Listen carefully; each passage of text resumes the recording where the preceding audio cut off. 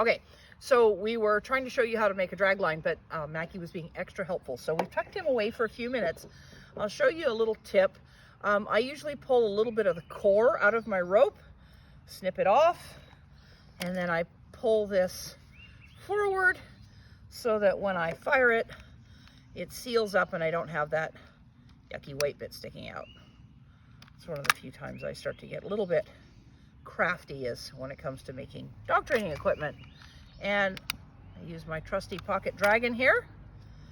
Trying very hard not to burn my fingers because that would just be great. Okay, so I usually with puppies use a lighter weight snap. So this is not something you'd restrain a large dog with. This is because I believe that you need a lightweight snap on a puppy's collar, because when it drags on the collar, the puppy instinctively leans into that. When the puppy leans into it, the next thing you know, the handler's pulling up on and keeping too much tension on the leash, and the puppy leans into that. And the next thing you know, we've got 45-degree angle dog. So just gonna take a lightweight leash snap, thread that through.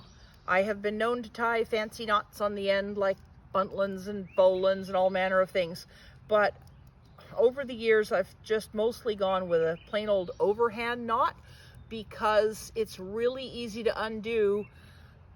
So I can either throw the rope in the wash or throw it out when it gets dragged through something disgusting, and it will get dragged through something disgusting. Okay, so there's one end. The other end is really, really important. By the way, the length, you're gonna want a 5-footer, a 10-footer, a 15-footer.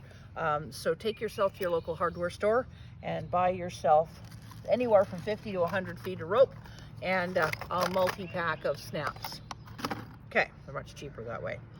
For the end, we want to make sure that the puppy can't ever just drag that leash straight through your shoe and get away from you, because it might be a life-saving situation.